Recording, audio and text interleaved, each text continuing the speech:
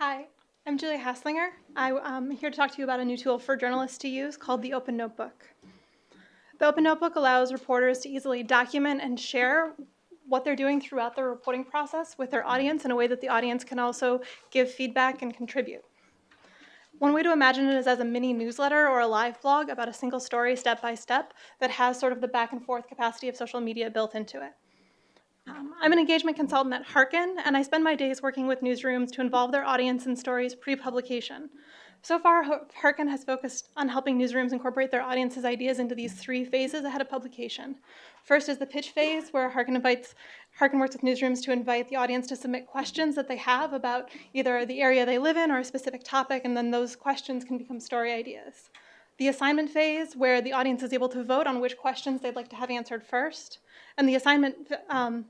and the reporting phase, where usually the one lucky person gets to go with the reporter. Whoever asks the winning question goes with the reporter while the reporter finds the answer.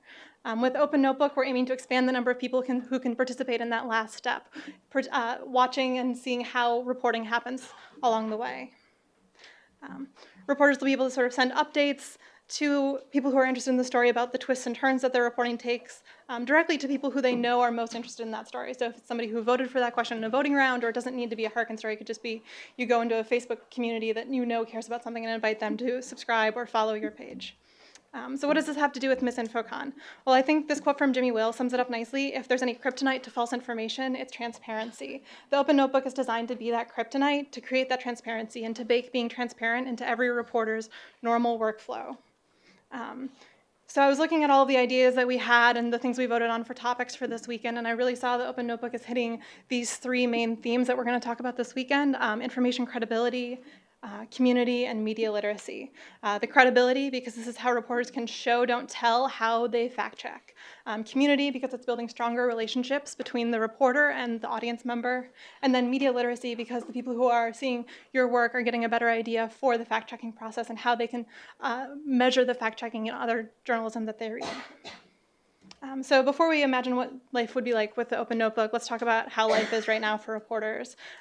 In a very generalized sense, the process is something like you get assigned a story, you pitch a story, you go do some reporting, you have some back and forth with your editor, you file a draft, it gets edited, it publishes. And then you go out on social media and you say, hey, everybody, I wrote this thing. And it's really good for reporters to definitely promote their work on social media, and it's good for news outlets to share on social media. But to a news consumer, they're just getting yelled at all day, hey, I wrote this thing. You should read it. It's important. And sometimes it's hard to know what to trust because there's just so much in your feed and you don't know what's real and what's fake. And it's really easy to feel information overload. And as a publisher, it's a lot of work to sort of go out and find the specific audience who you know will be interested in each story. It takes time to go places, both online and in real life, to find where they hang out. And then when you do tweet something or put it on Facebook, it's just in a feed that looks like this. Most tweets are seen by less than 10% of your audience, and if we're being honest with ourselves, it's a lot less than that, and this counts as being seen by your audience. So we're trying to imagine what it would be like if we had the Open Notebook in reporters' hands. So what if you, as an audience member, found out a reporter was working on a story that you cared about, whether it was a story like the Boston bombing, where you know it directly affects you and you're going to want all of the news they have about it, or a topic that you're more like generally interested in, like opening of a new school in your neighborhood. And you could get updates from that reporter sent to you as they were reporting. How would you feel? You'd feel in the know. What if that reporter invited you to help or invited you to share feedback on the work they've done so far? You'd feel like you were being useful and you were being valued as a person who cares about this topic. What if you could connect to other people who were also caring about the same topic and invite your friends to join the same conversation? You'd feel a part of something. And what if you knew that somebody would get your attention when that final story is ready, that you wouldn't forget about it, you wouldn't have to go hunting for it later, it would just come to you? So now, what are the benefits to the reporter? What if you, the reporter, could keep all of the scraps of your reporting in one place? All of those photos, those interview notes, your favorite quotes, and links from your research. And then when you have a moment, you have them all at your fingertips to decide what would be a good update to share with your audience. All those pieces are already in one place. And what if when you scored that key interview, there are a group of people who are just as psyched as you and your editor are? And one of those people could also help you out by suggesting other sources to talk to, or sharing their experiences with the subject matter, or helping you determine which lead or which character is more compelling. One of those pieces of feedback didn't land as Twitter notifications and Facebook comments and a dozen emails, but we're all contained within the same system that you'll use to send out your next update, so you can collect together the best responses quickly and easily.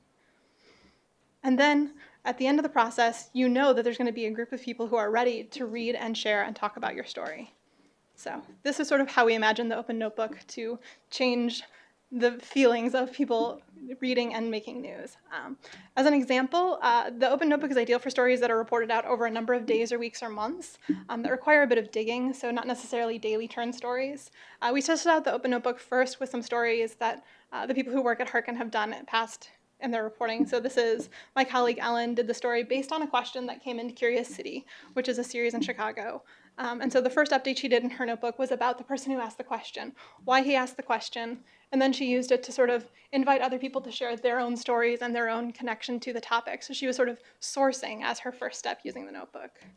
Right now, select Hearken partners are also testing out the open notebook. Inside Energy, Jordan Worfsbrock, who is here at MisInfoCon, she'll be here the rest of the weekend. She's really nice, you should meet her. She recently wrote a post in her notebook about the process of creating a map graphic for a documentary that's coming out about the Dakota Access Pipeline. Jordan talks in her dispatch about how she went from a hand-drawn map that the reporter on the ground drew for her, and then how she compared that against satellite images and Army Corps of Engineer maps. And then she, at the end of it, shares where she is so far with the map graphic and invites the audience to say what was confusing about it, what should she fix in terms of how it's presented before the final story publishes.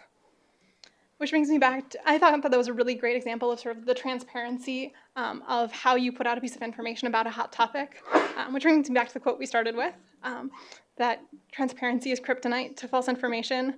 But I don't think that that's enough. I think transparency is great, and it's a very important step, but it's not enough. You also need to build relationships, and relationship building takes time and it takes work, but journalists are good at relationship building. You already do it with your sources, so we just need to make it easy for you to build relationships with your audience members as well. So I'm on Twitter at JuliaJRH. If you have any questions or if you think that this might be useful for your work, let me know. Thanks.